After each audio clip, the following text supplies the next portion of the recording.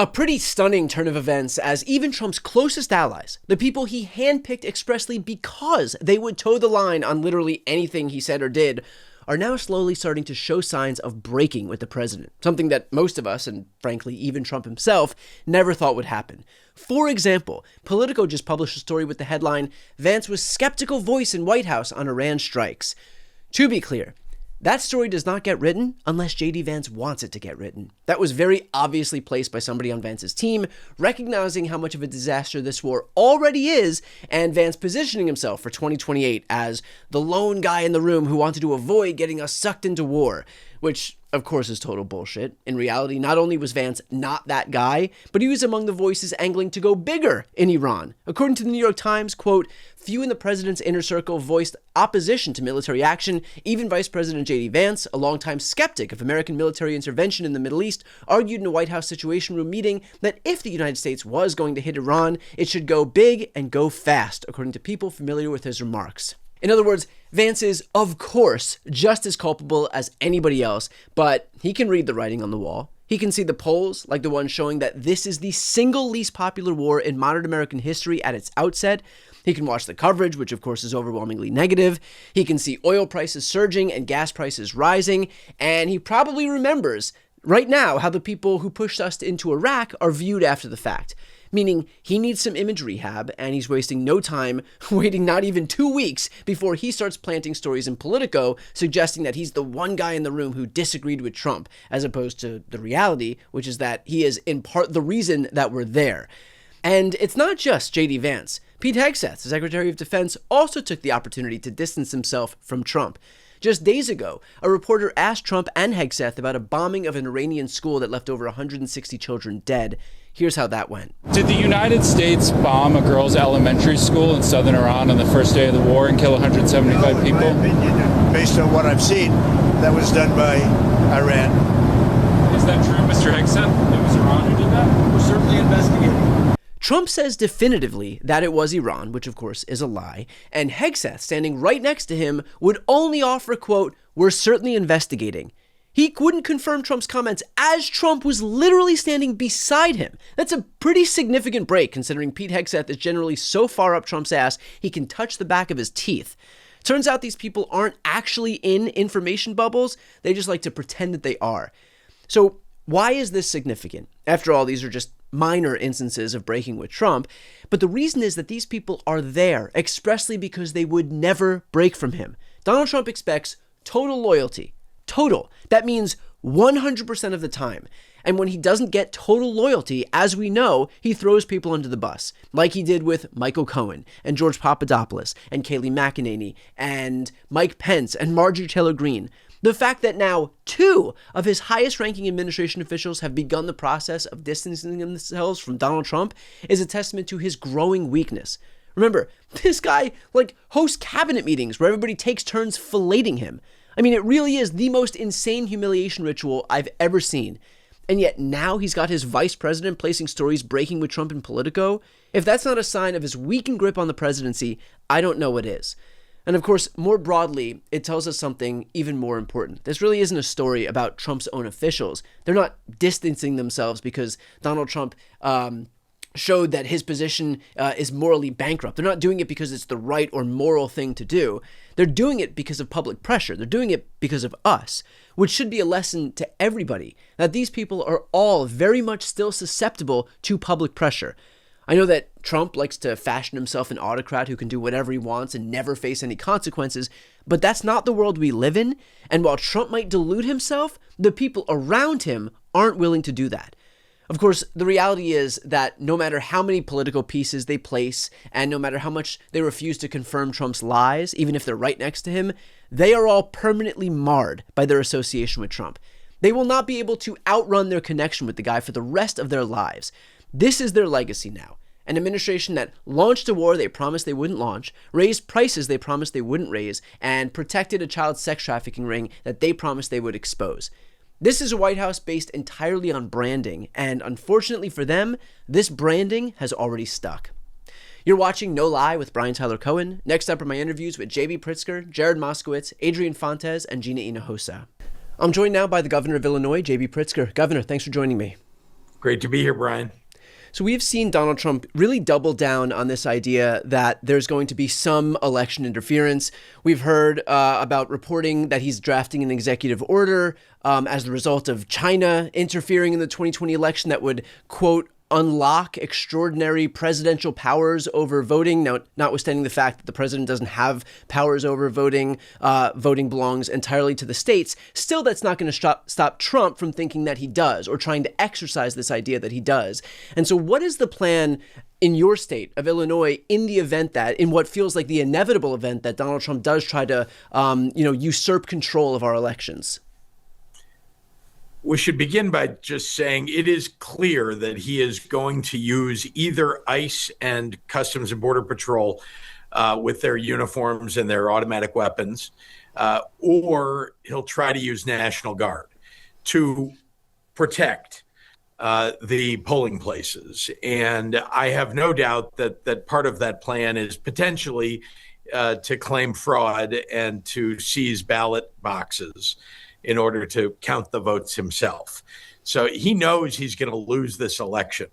And so he's got to find some fraudulent means to overturn what the voters want. So, the protection aspects of this we've been working on for some time. And I will start by saying I don't want to share with you everything that we're talking about. I've talked to a number of governors about what their plans are. I can say that all of us have thought long and hard about how do we protect the elections.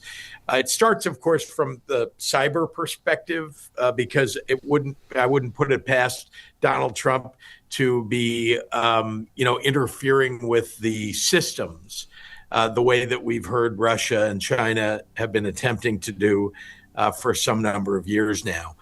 We have an advantage here in Illinois, which is that our elections are not run on a statewide basis. They're actually run in the 102 county clerks' offices. So it's very dispersed. We think that's a big advantage here, and run by the elected clerks. So we don't have a Secretary of State, for example, overseeing our entire election. We have a board of elections, but it is really the county clerks in charge. So part of it is making sure that we have a lot of poll watchers, some of them being deputized by the state. A lot of it is making sure that we have attorneys available and on call, because you can't have one at every polling place, but you can have one in every region, at least where you expect that there might be some effort by the administration to overturn our elections. I also think that Illinois is probably not their number one target for what they're hoping to overturn. I'm guessing that it'll be specifically in those states where you've got a Senate race that they think is going to be very close, or right, where they've got a Republican incumbent that could be thrown out of office. We've got a Senate race, don't get me wrong, and it's going to be very important, but my guess is they're not prioritizing Illinois. Is there a world where, given the fact that they're probably not going to prioritize Illinois, they're going to look at states like North Carolina and Maine and Ohio, Alaska, maybe Texas? Is there a world where some of the states that have less of a risk and probably more additional resources, where those can be shared with some of the states that are more at risk? Yes, indeed. And you can imagine that a big city like Chicago, a state like Illinois, has more lawyers, let's say, than some other places in the country where you need to guard against the election interference by Trump. So that doesn't mean that they're licensed to practice law in those other states, but having that legal background and being there in those states is also something that can be done. So yes. Let's just give as examples that, we have historically in Illinois had activists who've gone, just the example here would be, have gone to Wisconsin, right? It's a nearby state where have been important elections, presidential elections, for example. And people have gone in busloads, and we've, sponsored that. We, meaning Democrats at the Democratic Party, have sponsored that and sending them to other states. I'm very much a believer in taking the talent that we've got here when we don't need it here and sending it to other states where it is needed. The DNC just filed a lawsuit against the Trump administration for pretty much exactly the reason that you laid out at the top. They wanted to they basically tried to FOIA, Freedom of Information Act, request any info from the White House where there were plans that were in process that would describe any effort to send ICE agents or law enforcement agents or the U.S. military into these polling places.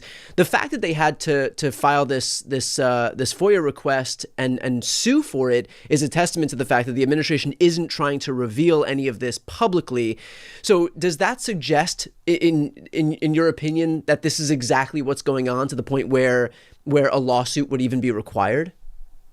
Yeah, and it's not just the recent evidence that backs me up on this. I mean, I've been saying this literally since a couple of days after the 24 election, that he has a history, and Michael Flynn was the one who suggested it very publicly, that let's use the military to seize ballot boxes. He tried to do it in 2020. He tried to seize the voting machines in 2020 in Georgia. So this is not even theoretical. No, and Flynn actually said it in 2020 in December, that's what Trump should be doing, is seizing the ballot boxes. So this is not a new idea for them. They didn't do it back then. My guess is that Trump thinks that now he's got free reign to do it. This is hugely challenging. Now, as you point out, there is a memo that got revealed very recently. I think it was in Daily Beast, but elsewhere, someone revealed a memo at DOD that is a preparation for using troops in the elections to supposedly protect the elections. So this is happening. This is happening. And I know that when I was saying it back in January and February and March of last year, people thought, oh, it's a conspiracy theory. That's never going to happen.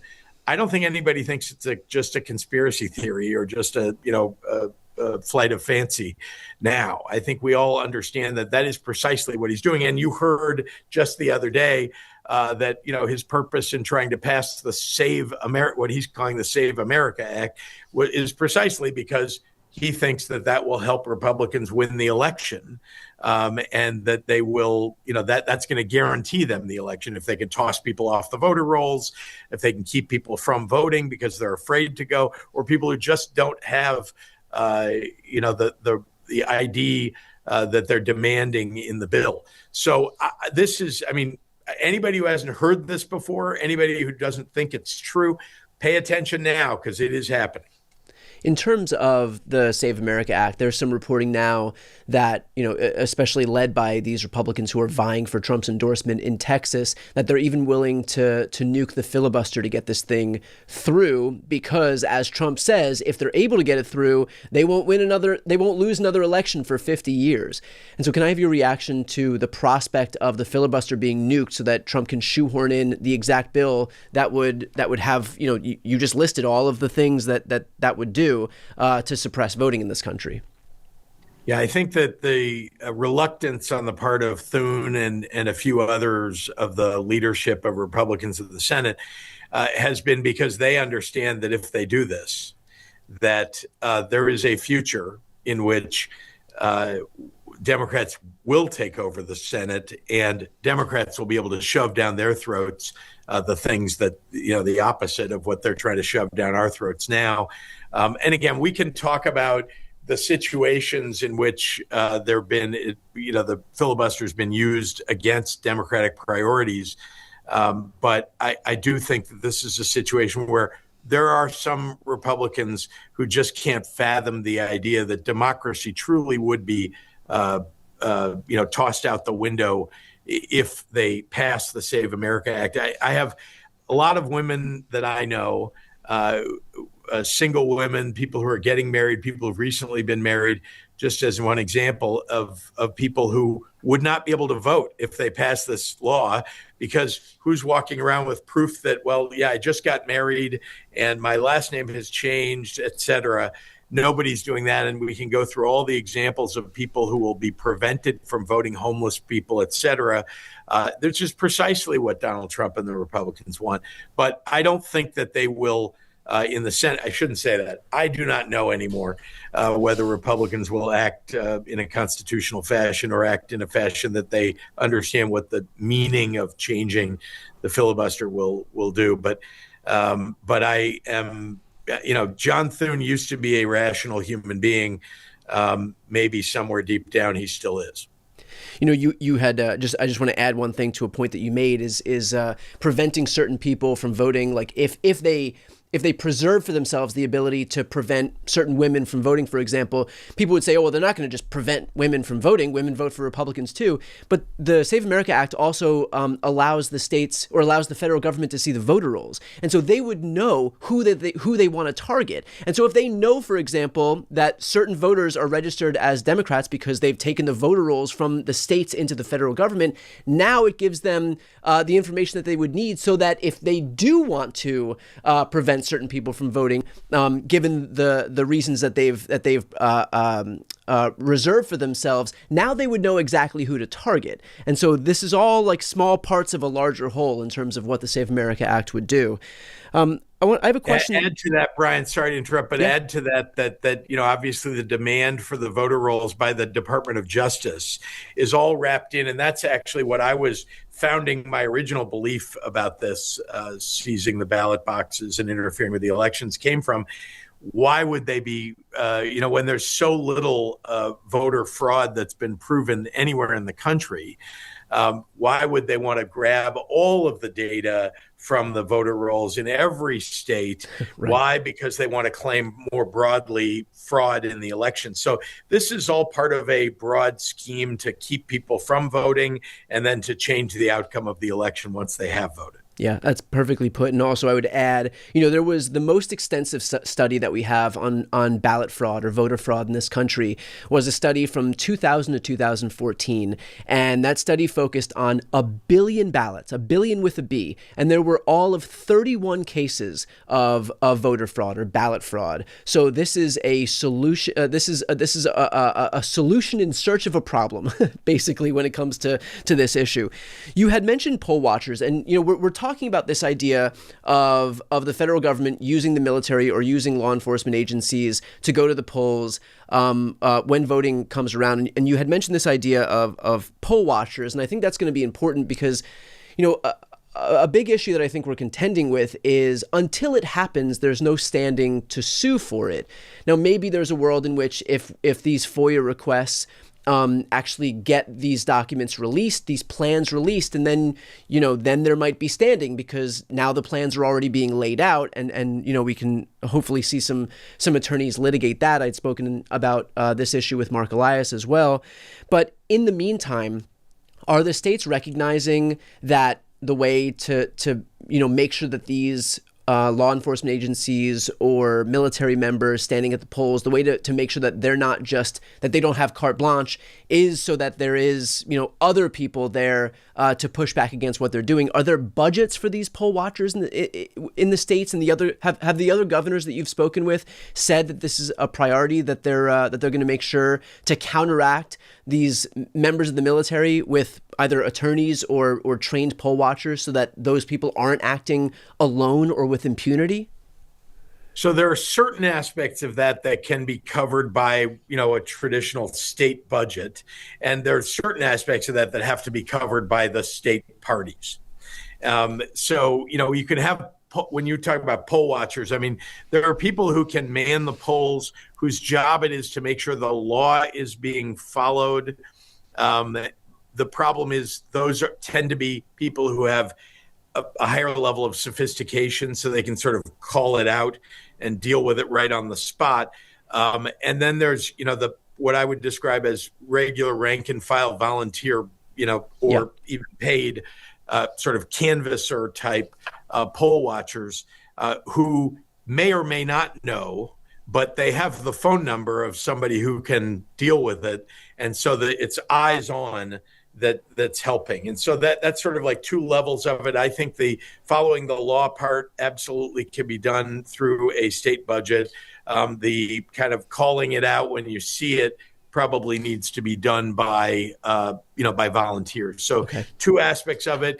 Is there a budget for it? Well, there never before has been. Right. But we've never before been in this situation where literally we know that the federal government and Donald Trump in particular are threatening the elections. Yeah. Now, I would add one other thing. I don't know if you're aware that there is a federal law that allows states to have something called a state guard. Are you aware of this? No. So it's a very interesting point to bring to your attention. There's a National Guard, we all know, and we know what the rules are around National Guard because unfortunately we've been dealing with Donald Trump on it. So people have paid attention.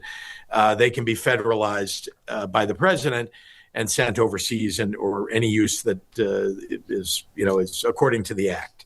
A state guard is something that was created during World War II when National Guard were actually called up and sent overseas, and states didn't have the ability to call up their National Guard because they were gone. And so they gave states the ability to create a state guard, which does not have any federalizing associated with it. So just under the control of governors. The state of Florida, I only learned about this honestly because under DeSantis, he funded his state guard to do things that were frankly seemingly hyper political. But who knew this existed? It turns out that we all have the ability to create a state guard. New York state has a state guard that's in existence with people who belong to it. Has to be funded by the state budget.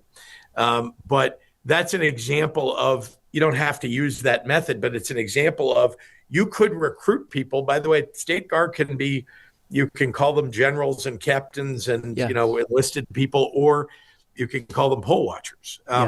So that's something that could be done in various states. Every state has the ability to do it. It's under federal law. Good flag on that. And you've spoken with other governors on that as well? Yes. Okay. So I want to switch gears here to housing, and that's an issue that often goes completely ignored, and it's also one of the most important issues for people around the country. And I think as we head toward a midterm cycle where, look, in the last few elections, we've seen a massive realignment, and it's not guaranteed that certain voters or certain demographics are going to vote for a political party. I think people are desperate for someone who is actually going to focus on the issues that they're contending with. And it feels very much like, you've had years and years and years of politicians saying one thing and doing the other. And Trump exploited that in the lead up to the 2024 election. And of course, now he's in a position where, he said that we're finally going to focus on regular people. We're finally going to focus on the cost of housing and rent and groceries and eggs. And yet here we are like a year in, a little more than a year in. And of course, we're dropping bombs in the Middle East. And there's plenty of money for that, but not enough money to fund Medicaid, not enough money to fund the ACA, not enough money to fund food assistance. Rent is rising, mortgages are rising, costs are rising, and Trump doesn't seem to give a shit. And so what is your focus in terms of housing? Yeah, you didn't mention the $60 billion additional for ICE, that could be spent on things that actually matter to regular people. Housing, let's start with this, that in this world where the federal government is making it harder to balance budgets at the state level, it's hard to just come up with new money in an operating budget to pay for housing. On the other hand, we traditionally have always really had affordable housing focus. That's a lot of it funded by the federal government, but the state's been involved in that too. But no effort really or money traditionally on what I call middle housing. So people who make $80,000 to $180,000 a year historically have been able to buy a home, and in the Midwest, more affordable homes, but not anymore. You can't afford it with all the rising costs of everything else. Can't afford to buy a home. Many people can't afford to rent a home. But the point being that we have to solve the problem, not just for people who don't have any housing at all, and provide affordable housing as it's traditionally been defined, which typically are people who are at 80% or below of median income. Here we've got people who are, average working folks who are making 80 to 180. They can't buy or find a home.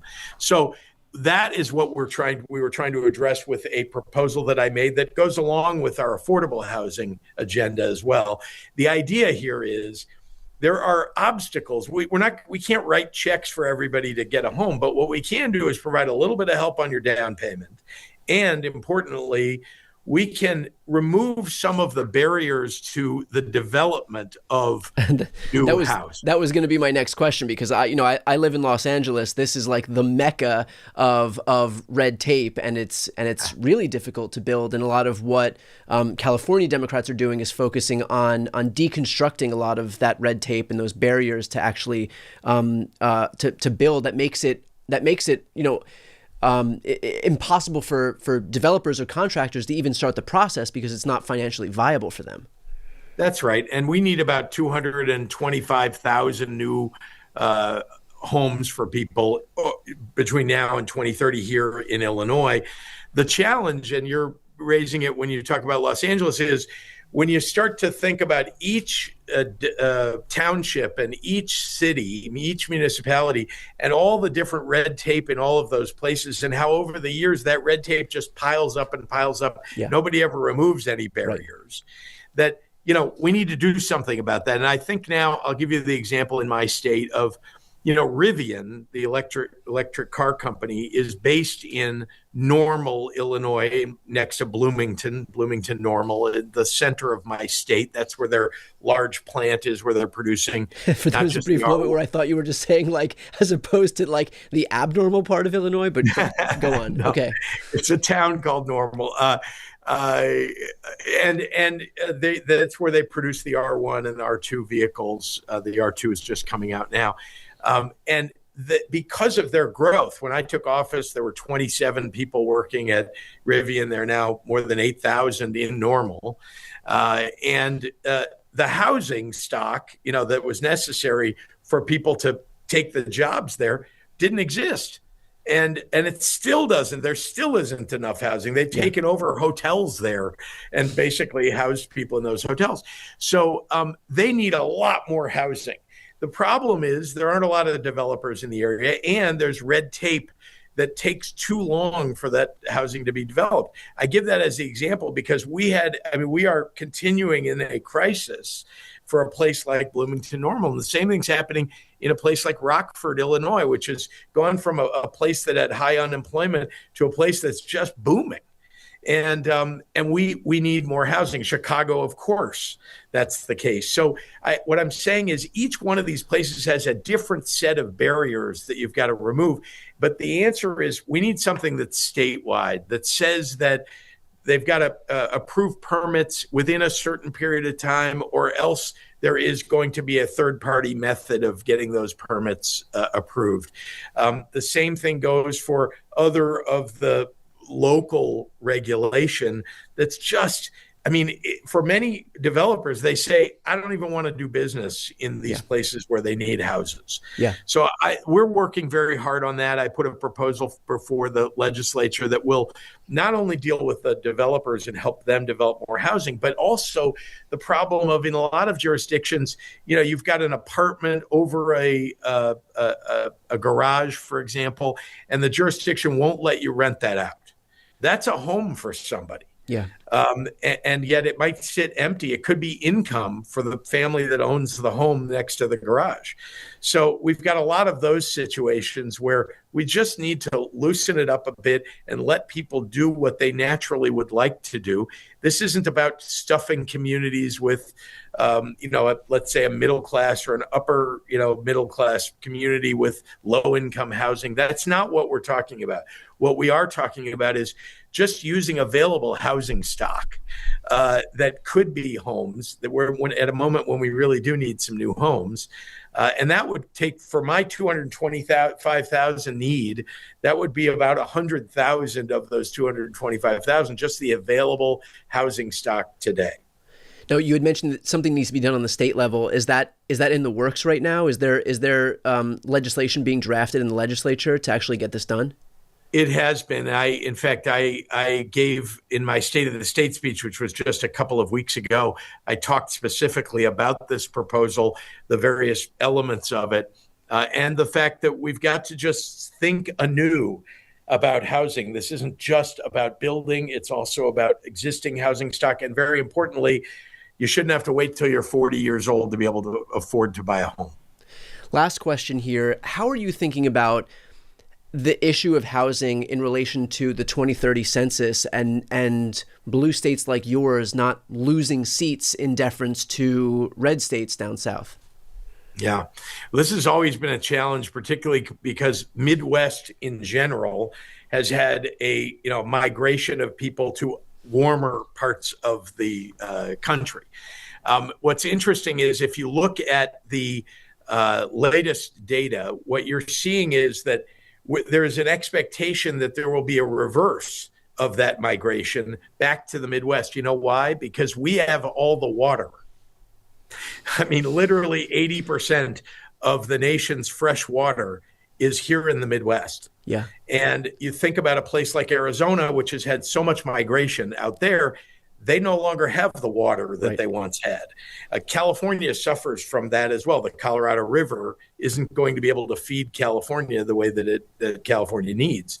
So people are actually, and not to mention industry, needs fresh water as well. So we're expecting and seeing already a kind of a reversal of that migration pattern.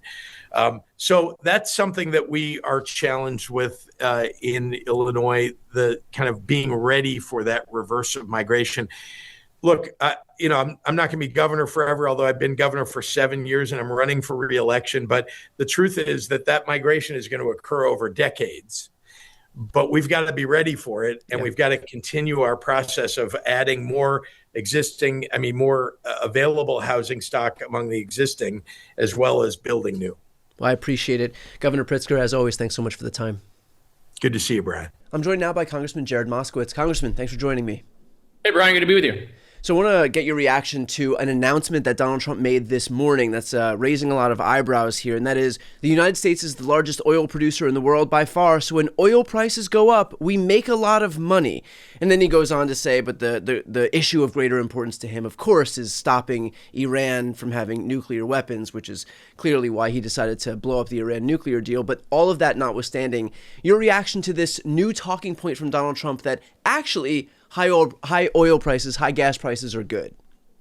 Well, I guess I could say that he's definitely testing his theory that he could shoot someone on Fifth Avenue and get away with it, because this is obviously he's going to try to defy gravity here. Okay, everybody knows that when they go to the gas pump, they're going to see what they're paying. Right? That is where all the talking points and all the propaganda and all the spin, all the marketing, all the sales that Trump tries to do, all of that dies at the gas pump, because math is still math. People can see that they're paying more for gas as a result of the president's strategy and plans. And so listen, this is not going to work out how he thinks. He's not going to be able to convince the American people that we're making more money. Who is the we? It's not the American people who are suffering every day, obviously, under this economy as costs continue to go up. And so this is not going to work out for the president. The president's going to see that he's not going to defy gravity when it comes to gas prices. Well, so I think you touched on something really important there. On the we, isn't the we in this scenario just the oil and gas companies? Like, aren't these multi-billion-dollar multinational conglomerates the entities that he's referring to here when he beats his chest about making more money? Well, listen, that might be for his donors. It might be for the conglomerates, right? The American people aren't in the we. Okay, Right. That is not the we. It is not it's not the folks, by the way, Brian, who are going to go to the ballot box in the primaries and in the general right around the corner. It certainly ain't those people. Okay, because those people are going to be bearing the brunt. It's why you've seen, special elections and other elections not going the way Republicans had hoped. And now you add to this gas prices going up after they've dealt with grocery prices going up. They are going to face a tsunami at the ballot box.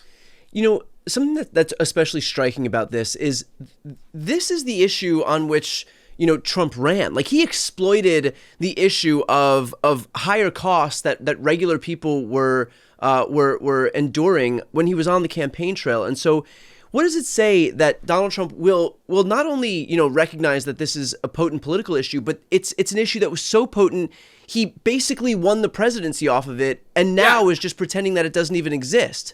Let me say it a different way, okay?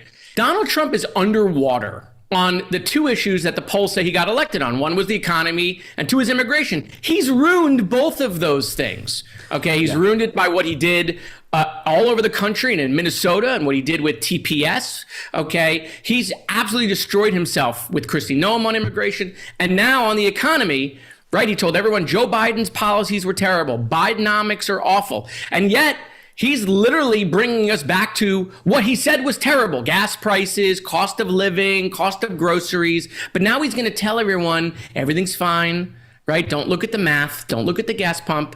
And it's not going to work. By the way, we tried that. We tried in the last election to tell people how to feel, right? We tried to tell them things are getting better. Don't worry. We tried to do that. But at the end of the day, the bills still show up at the kitchen table. Yep. And every time someone brings their car to the gas station, they're going to see that bill. And every time the utility bill shows up on the kitchen table, they're going to see that bill. Okay? And the propaganda not going to go further than, when people have less money in their savings account because of the president's policies. Right. I think that's perfectly put. And in fact, one of the issues that he tried to exploit on the campaign trail against the Democrats was the idea of housing. There is legislation that's working its way through the Senate right now that's called the 21st Century Road to Housing Act. Again, that's Republicans kind of hewing closely to what they said on the campaign trail, that they cared about the cost of rent and housing and groceries and eggs. And so now there's a big piece of bipartisan legislation. It was put forward by Elizabeth Warren and also Tim Scott on the Republican side. And according to Punchbowl News from today, Donald Trump wants Mike Johnson not to focus on this bill because he wants all the focus to be on the Save America Act so he can have some voter suppression legislation. And what he told Mike Johnson was, quote, "No one gives a bleep about housing."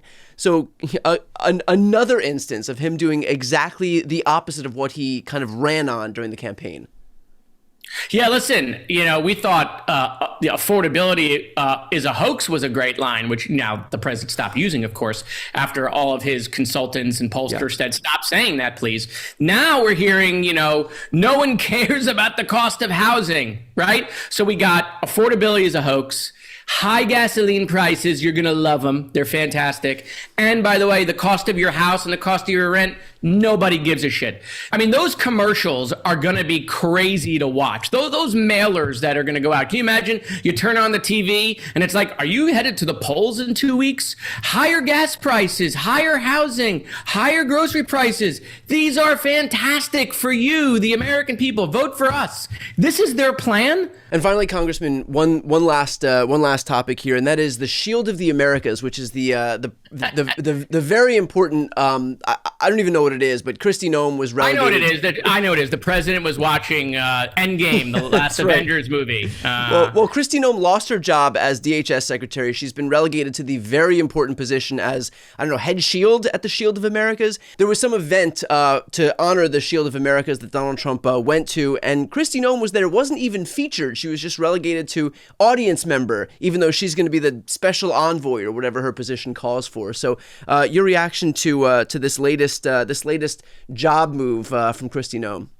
Yeah, I mean, first of all, I congratulate the former Secretary of Homeland on her new position as head of the Shield of the Americas. Obviously, President has so much faith in her that he refused to even include her in the announcement. She was literally just an audience member, which, by the way, is what he did with her at his last cabinet meeting. He wouldn't even let her speak at the last cabinet meeting. And so, listen, ding dong, the witch is dead. I'm glad that she's no longer there. I'm glad that she's gone. She's absolutely destroyed that agency. She's really hurt FEMA. We don't talk a lot about FEMA because we haven't had a hurricane to deal with FEMA. Yeah. But what you're going to find out is the damage, systemic damage she's caused at FEMA.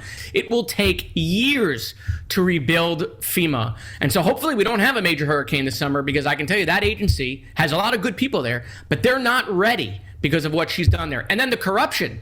You think the $200 million commercial contract is bad. Wait till you hear about the internal lobbyists that were making money. People who worked there, Corey Lewandowski, who was also making money as a lobbyist. Tens of millions of dollars, allegedly, is what I'm hearing. And a quote came out from Corey Lewandowski the other day, said, "I don't give a shit, the president will pardon me." Well, it's not going to pardon you from state crimes.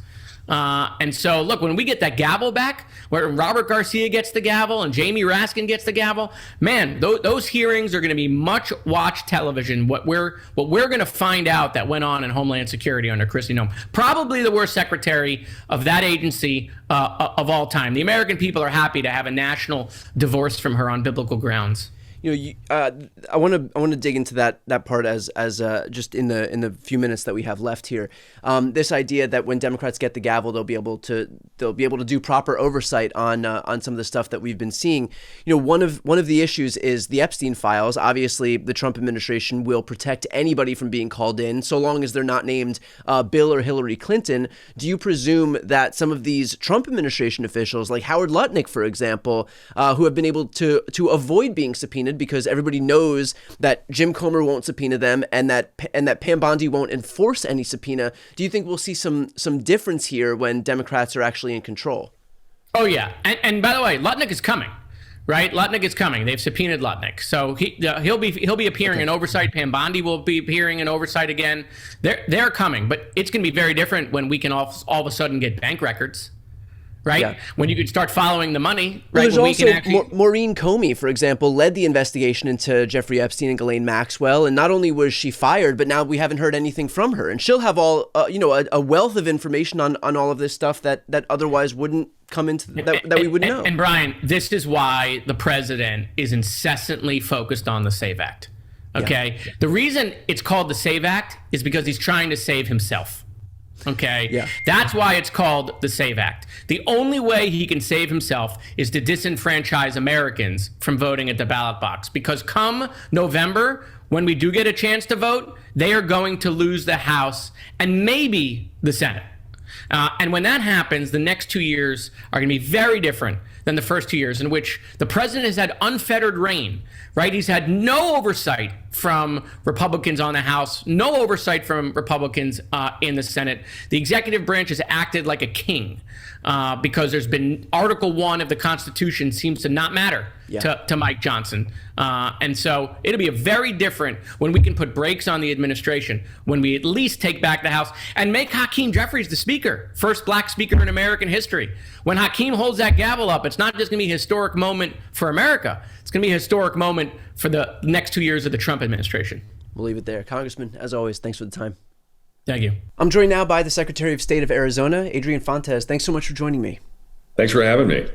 So Arizona is in the news in a big way right now because Donald Trump has turned his attention to that state, pointing to this idea that voter fraud took place in Arizona. And of course, this is especially ironic considering this was relitigated over and over and over. There were even the cyber ninjas who came in the aftermath of the 2020 election from these Republicans who actually found that not only did Donald Trump not win, but the margin that Joe Biden beat Trump by was even larger than had been previously suspected. But still, that isn't stopping Trump because he's looking for any pretext to be able to claim voter fraud. So what can you tell us first and foremost about the prospect of voter fraud in Arizona?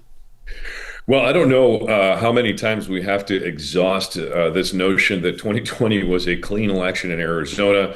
It was fair, it was accessible, it was secure, it was all of those things.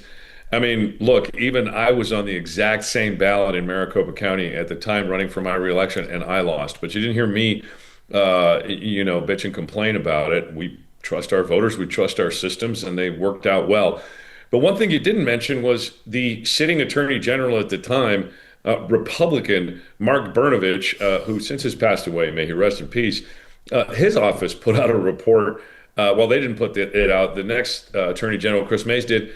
And even that report said that they couldn't substantiate any of the claims that were made. Look, this is just part of the continuing grift that we see on the part of election deniers, the continuing sowing of doubt on the part of this president. And it's really just a power grab. It's very elaborate. And the one thing I will say is this. You got to give the guy credit. He gets a lot of people to believe all of his lies. And so, credit where due on that one. But at the end of the day, this is all just nonsense. It's not going to ultimately go anywhere. It is just another distraction away from all of those things that we should be dealing with. Iran, affordability, the Epstein files, all of that stuff. Arizona is just the latest iteration of this same claim that's being surfaced by Trump. Just days earlier, we obviously found out that Donald Trump had sent his director of national intelligence, Tulsi Gabbard, to Fulton County to seize those ballots. So obviously Fulton County is going to be another point where Donald Trump says that the election was stolen from him. Prior to that, in the immediate aftermath of the Iran bombing, he said that Iran had interfered in the 2020 election. Just before that, we had reporting from the Washington Post that the White House was putting together an executive order on this on the foundation of this idea that China had interfered in the 2020 election. So at this point, we're just doing this whole thing where, Trump basically points at a map, and any place that his hand lands on is responsible for interfering in the election. I'm surprised we haven't gotten Hugo Chavez, the dead leader of Venezuela, having interfered in that election as well. But why do you think it's so important for Trump to try and find some place to serve as a pretext for him to claim that there was fraud? Well, the only way he can stay in power is if the reason he would come out of power is illegitimate. And so he's going to do everything he can to subvert the 2026 elections, which if he keeps governing as poorly as he has, his party will lose. His party will lose the House of Representatives, potentially lose the United States Senate, and then his presidency is in jeopardy. And that's the one thing a wannabe dictator doesn't want. But there's something a lot more important underlying this. People often will say, well, this isn't how we do it in America. This isn't a democracy that's functioning with all cylinders firing anymore. You have the prosecutorial branch of the government in the Department of Justice and its law enforcement agencies, the FBI, chasing ghosts and conspiracy theories and lies. And it's not just in elections. We've just learned that subpoenas in an investigation into Jerome Powell were kicked out of court. Now, these folks are not making it past the judiciary, but the mess that they are leaving in their wake with these illegitimate prosecutions, these unfounded investigations, and this abuse of power, I think, is really important for folks to realize. We cannot be comfortable with where we are, and we've got to be uncomfortable to get us away from where we are right now. And these subpoenas in Arizona, I think, are another example of subversion of the judiciary. And I get a little tighter into that if you'd like me to. Yeah, I would love to hear more about that. Sure. So in June, as you recall, along with many other states, the Department of Justice tried to get the sensitive part of our voter rolls so that they could do whatever they wanted to do. And there's two parts of our voter rolls. There's the public part, names, addresses, party stuff that folks can get with a public records request, depending on their use. And then there's the private part, mother's maiden name, father's name, part or whole of your social security, driver's license numbers, day and month of your birth, tribal ID numbers, that secure stuff that we don't give away. It's actually a crime for us to give that up under any circumstances, really, that aren't very, very narrowly provided for in law. I've said no, and they've sued us. Well, that lawsuit is pending. I think it's possible that this Department of Justice empaneled a grand jury to chase after these conspiracy theories in order to subvert the current pending litigation. And if that kind of prosecutorial misconduct is coming out of this DOJ, which I would not put it past them, then they've got another thing coming. So that's one of the reasons why this fight is still alive, and that they may have gotten that stuff from the state Senate, but what they can do with it and how they use it, they might have some real problems coming. And so we're going to pursue this as far as we can. And I think the DOJ is on some shaky ground if these questions that we have turn out to be true. Can you speak a little bit about why the DOJ is so hell-bent on trying to get these voter rolls from state control into the federal government's hands? And by the way, this is not just an effort that they're pursuing in the court. It's also a tenet of the Save America Act, which Trump is so hell-bent on passing that he's willing to throw every other legislative priority to the wayside to get through. Well, first and foremost, it reveals something really important, and that is how hamstrung the federal government is and how bad their data is in the first place. Because people are like, oh, well, they've already got all this data. If they had it, they wouldn't be asking for it. Right. So what they want is they want to know who is voting, who has voted, and how to find them, how to find folks like you and folks like me. whose data may not be available. Because if they can find us, they can pursue us. They can send folks to knock on your doors and ask you questions. This is what authoritarians do. This is what a regime like this, who's hell-bent on keeping power, does. It's just part of the regular playbook. Now, do I know that that's their plan? No, but that's one of the worst case scenarios that you can think of, and I wouldn't put it past them. They are trying to, however, justify it with this mythology of non-citizen voters. And you and I both know, even the Heritage Foundation, the ultra-conservative Heritage Foundation, has found that since 1982, with literally billions of votes cast, there have only been 68 instances of non-citizens who've confirmed to have voted out of billions. This is wholly and completely unjustified. It is the tail wagging the dog. It is a solution looking for a problem, and it's justifying this whole non-citizen voting thing is justifying something far more nefarious, far more dangerous for our democracy. And we've really got to wake up to the fact that these guys do not want to get out of power, no matter what election results might say. Yeah, that was perfectly put. I often point to, there was a study done from 2000 to 2014 that looked at 1 billion ballots over the course of 14 years to find instances of ballot fraud, not just undocumented immigrants, just general instances of ballot fraud in the United States. They found 31 over the course of 14 years with 1 billion ballots cast. So like you said, this is a solution in search of a problem. I want to ask about something in particular, and this is with the Save America Act. You know, they had put forward this idea that the only acceptable forms of identification are going to be passports, for example. And so I presume that it would lend itself to reason that because the federal government is in charge of distributing passports, that if, for example, they get the voter rolls and they can see what your political affiliation is, your partisan affiliation, what party you're registered with, and then you have the federal government who's in charge of giving you the documents that you would need to go vote, and they can see, for example, because now they have the access to the voter rolls, who are Democrats, wouldn't that put them in a position where they can say, well, now we know who the Democrats are, and so when those people try to get passports, try to get birth certificates, because those are the only two approved sources of identification that we're going to allow, doesn't that put them in a position where the federal government of one party can determine, in effect, who can vote? Well, it doesn't just determine that. Let's talk about fundamentally what this is from a legal perspective.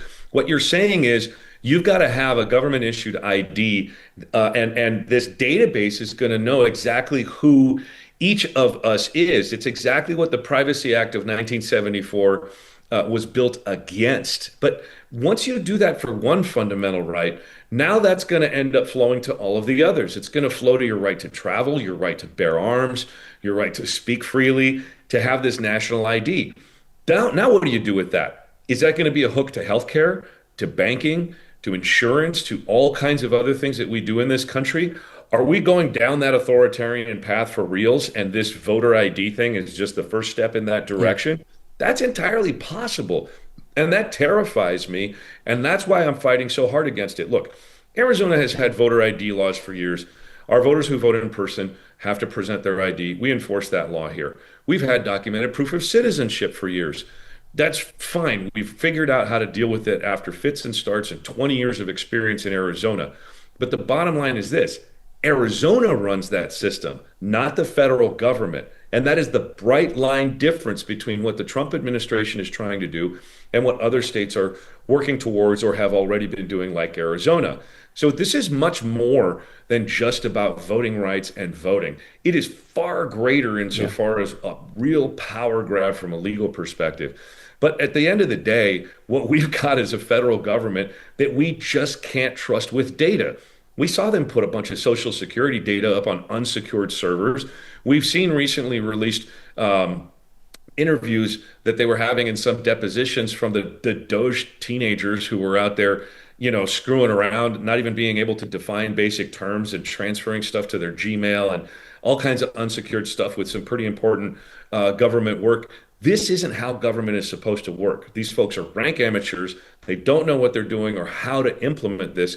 And the sloppiness and laziness of the way they work things isn't good for the American people, no matter what systems they're trying to work through. Well, I want to add one more variable here, and that is the prospect of Trump sending the military or law enforcement agents to the polls. This is an issue that's so concerning that the DNC has filed a lawsuit against the Trump administration to find out if there are any ongoing efforts to do exactly that, where the administration is planning to send military members to the polls. And so in the event that this happens, because obviously that litigation is going to play itself out, the White House is going to try and block this to the ends of the earth. So we probably won't get anything until the lawsuit moves forward and a judge demands that any correspondence be released.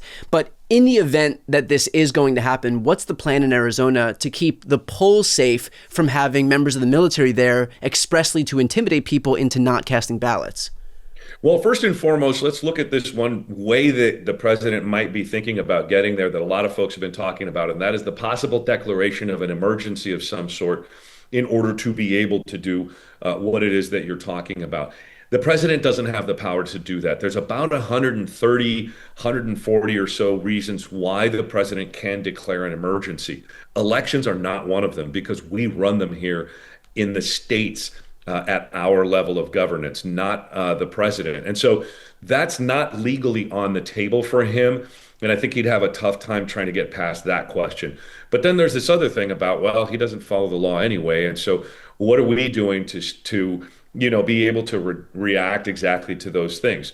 Well, I'd love to tell you, but we aren't going to reveal any of what we're working on with the executive and the attorney general here in Arizona, and in speaking with my colleagues and their attorneys general across the country through the Democratic Association of Secretaries of State. And even some Republican secretaries, by the way, are very worried about this sort of thing. Let's not forget that the Trump administration has sued several Republican states for not giving up those voter rolls that we were talking about a minute ago as well. So is this prospect scary? Absolutely.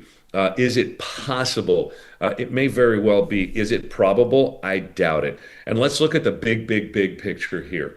Authoritarians who have taken over democracies are generally somewhat popular. This guy's not popular. The American public are railing against him already. It looks like he may lose any political cachet that he has as the months and weeks go by, and I feel really good about that as a politician, as a statewide elected Democrat. But regardless of all the politics, we're going to follow the law in Arizona. Our elections are run by local officials at the county level. We're a bottom-up state. I basically am a regulator. We make the rules and all that. But we're going to be okay. And I want to ensure everybody understands there are folks working every single day right now planning on and working on the November 2026 elections. And it's going to take all Americans to get together to either work through your party infrastructure, your organizational infrastructure, or even if you feel so compelled, contact your local elections officials now so that if they need folks to work the polls, to make sure voters are safe, to make sure the rules are followed, that you can get the training that you need moving towards the fall, and you can get in there early enough to really help and make a difference in your own communities. That's one of the things that I would ask folks to do. Well, I think that reassurance is especially important, and that's what it looks like when you have, someone like you in your position as Secretary of State. So can you talk about, you're running for re-election. Can you talk about the importance of making sure that you are in this position, not just in 2026, but as we move forward to 2028, where, of course, there will be a general election and Trump seems hell-bent on making sure he can rig the rules of the game in his and his party's favor? Yeah, thanks for bringing that up. We've got a couple of really interesting candidates that are running in the Republican primary against me. It looks like I may not have a primary to get reelected as Secretary of State in November of 2026. So the politics are going to play out. Both of the candidates running against me have very, very deep ties.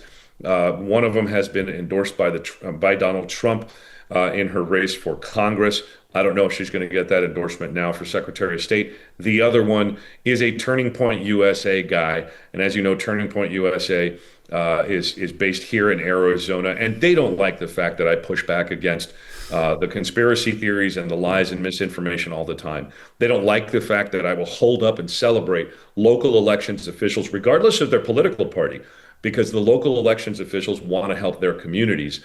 And I used to be one of those. And I know these folks. They do good work. They're your neighbors. They're your friends. The folks that work in the polling places. Those folks on that side of the aisle don't want someone who's going to follow the rules, support elections officials, and secure Arizonans' private data from this office. And so they're going to try to unseat me. And that's why it's so important that, I think folks can support my reelection. They can go to electfontes.com. I'll repeat that, electfontes.com, if you want to help. We'd really appreciate it. It's going to be a slog because Turning Point has been engaged in it very deeply already in a Mesa City Council race. They're working on the SRP board, which is a sort of quasi-governmental board that has elections. They're putting money into these races, so we know that we're going to have a fight ahead of us.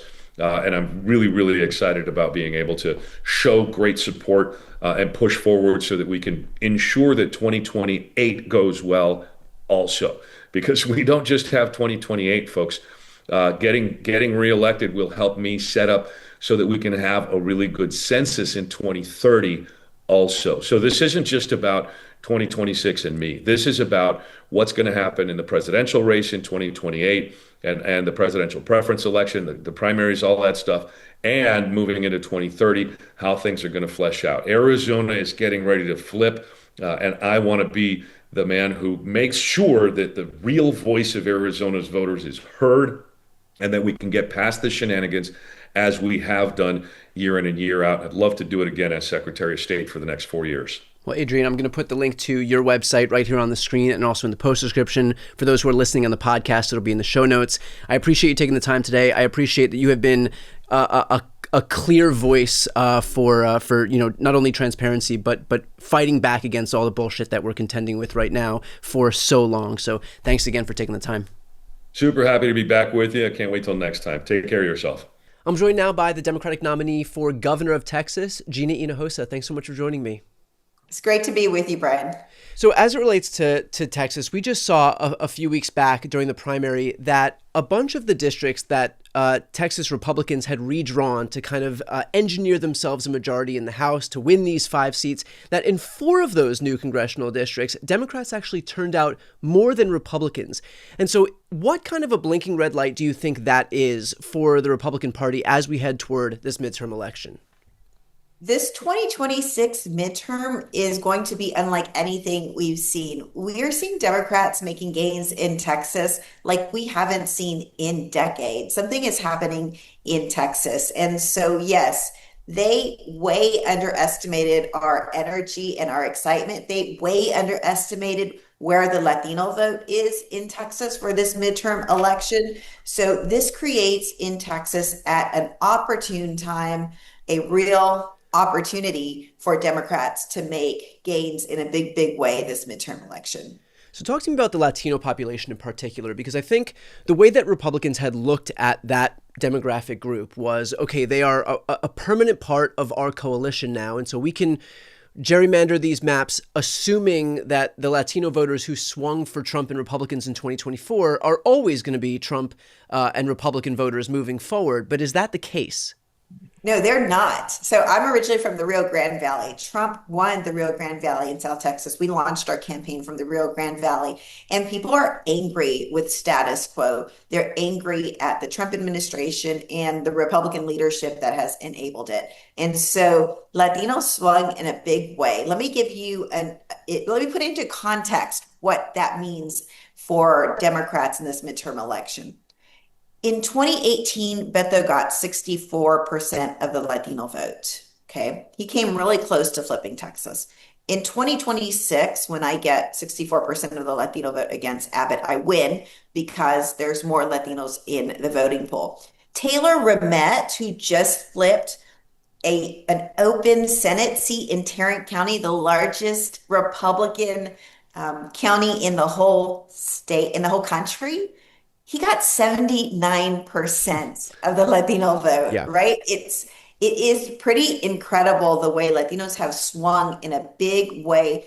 Really, these immigration attacks on our families, on our communities are personal. Many of us are from mixed status families. My own mother was not born in this country. My grandmother never became a citizen. So these attacks are literally hitting home for so many Latinos in Texas. We are a very patriotic people, and we take pride in who we are. And so to have it be questioned and challenged by this government is unacceptable, and it's made Latinos very angry.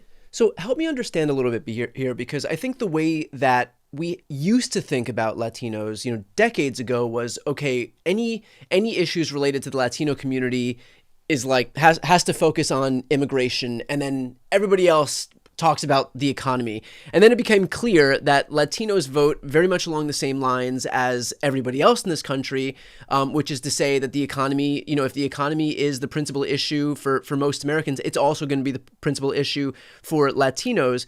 And so when we hear that, this issue of ICE in particular is moving them, does that mean it's swung back to immigration issues? Does that mean both are important? Like, just give me a little bit of help me understand a little bit here, because I think the way that we had been kind of trained recently to think about the Latino population is whatever issue is impacting the rest of America is also very much the same issue that's impacting that community.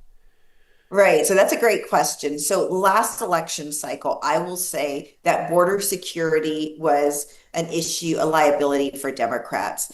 Biden was not seen as strong on border security. Remember at the time there were the caravans coming, people were sleeping under bridges. It felt chaotic. And so I think Democrats were punished because of it. But this issue there's been a 180 on this issue for reasons that I told you, because people feel personally attacked. It's people who have been in this country for 20 years, Right. law-abiding, hardworking members of our community are now being targeted, and then some, right? They're even targeting citizens, as we know. And so on that issue, it is now a liability for Republicans. It is a winning issue for Democrats, but you're right that the economic issues are always at the forefront for this community. And in 2026, tell me who is doing better economically. Yeah. I mean, everybody is struggling. And in Texas, it's worse because our income is growing at a slower pace than the national average. There was just a study on this released last month. Despite the fact that we are a world economic powerhouse in Texas, and people know we built that economic power, right? So people are very angry about the cost of everything going up. We have the most working people who are uninsured in this state, most children who are uninsured. Home ownership is out of reach. The price of electricity has skyrocketed since Winter Storm Uri, when Greg Abbott sold us out to industry instead of looking out for the people of Texas. Remember, we lost power. Over 700 Texans died. Like on and on and on. Texans are struggling with the basics with a Republican governor in Greg Abbott, who just doesn't deliver for us. He only delivers for his billionaire donors. So you had mentioned border security and how that was a liability for Democrats in 2024. And I understand that that's not the principal issue anymore because, obviously the issue of ICE has kind of superseded that. But that doesn't mean that Democrats are still viewed favorably when it comes to border security, and that's still going to be a thing in Texas. So where do you stand on the issue of border security so that folks know whether it will continue to be a liability, continue to be a weakness for Democrats, or whether it's something that you are going to focus on? My position on border security is informed by what I heard from people, that absolutely we should have border security, but targeting longtime hardworking members of our communities who have been here 20 years is not making us more secure. It's making us less safe. And so we can't be treating those populations the same. People who just arrive at the border absolutely need to be vetted in a different way than people who have been here for a long time. There should be a path to legalization. I have learned from the Harris County District Attorney in Houston that, in fact, he has child sex abuse cases that he cannot prosecute because witnesses are either deported or they're too afraid to come forward. So it's making us more unsafe. It's putting us in danger to have these indiscriminate targetings of immigrants in this state. And we know that in Texas, we're detaining more people than anyone. Greg Abbott has taken big money from the private prison companies who are now operating these detention centers. He's padding their profits by sending the Texas National Guard in to be staffing for these detention centers. We are the only state in the whole union that allows for little children to be locked up with their parents, like little Liam. And that's after Greg Abbott received those tens of thousands of dollars in contributions from the private prison companies and created